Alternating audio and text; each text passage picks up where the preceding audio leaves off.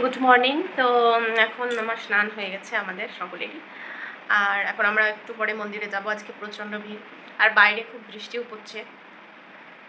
তো আমরা এখন সবাই একটু পরে বেরোবো। আমার বাবু এখন ঘুমাচ্ছে, কিছুতেই ঘুমোতে চায় না, খেতে চায় না। ও বহুত মস্তিতে আছে, খুব মজা হচ্ছে।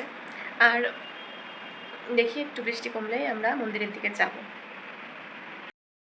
হ্যালো এভরিওয়ান, এবার আমরা বেরোচ্ছি পুজোর উদ্দেশ্যে বাবা ধামের দিকে।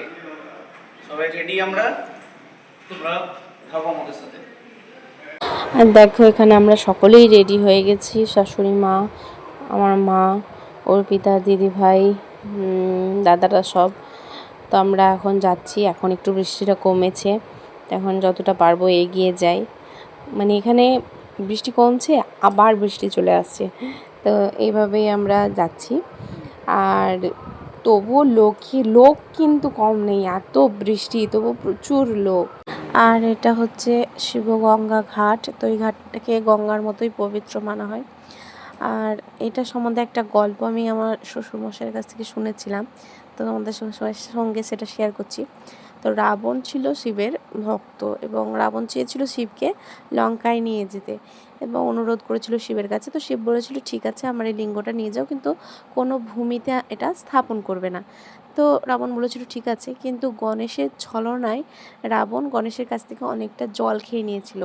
এবার ওর যখন ইউরিনেশনের জন্য যখন গেছিল, তখন গণেশকে বলেছিল যে তুমি এটা ধরে রাখো। আর গণেশ বলেছিল ঠিক আছে, কিন্তু সূর্যাস্তের আগে না আসলে এটা আমি ভূমিতে রেখে দেব। তো পুরোটাই গণেশের ছল ছিল। এবং রাবণ যখন প্রস্রাব করতে যায়, তখন সে শেষই হচ্ছিল না, এবং সেটা থেকেই মানা হয় যে শিবগঙ্গার উৎপত্তি হয়েছে। আর যেহেতু গণেশ শর্ত দিয়েছিল যে সূর্যাস্তের আগে না আসলে আমি এটা রেখে দেব ভূমিতে, তো এই ঝাড়খণ্ডের এই দেওঘরের কাছে সেটা সে ভূমিতে রেখে দিয়েছিল, এবং তারপর থেকে এখানেই সেটা স্থাপিত হয়ে যায়। তো এটা 12টা জ্যোতির্লিঙ্গের মধ্যে একটি। তো আমরা যখন এর আগের বার এসেছিলাম বিয়ের পরেই, তো তখন আমাদের মানত ছিল এই ধ্বজ বাঁধা, এই পার্বতী মন্দির থেকে শিব মন্দিরে। তো আমাদেরও বাঁধা হয়েছিল। তো সেগুলো সব মনে পড়ছিল, বেশ একটা ভালো ফিলিংস হচ্ছিল, নস্টালজিক লাগছিল।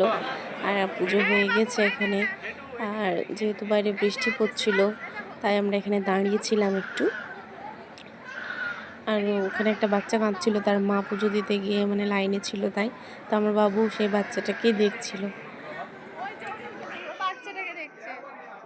তো আমাদের পুজো কমপ্লিট, কিন্তু প্রচণ্ড বৃষ্টির কারণে হয়তো কিছু কিছু ক্লিপ নেওয়া হয়নি। আমি তোমাদের সঙ্গে এখানে ছবিগুলো শেয়ার করলাম। তো যেহেতু ছোটো বাচ্চা, অনেক ক্লিপ নেওয়া হয়নি।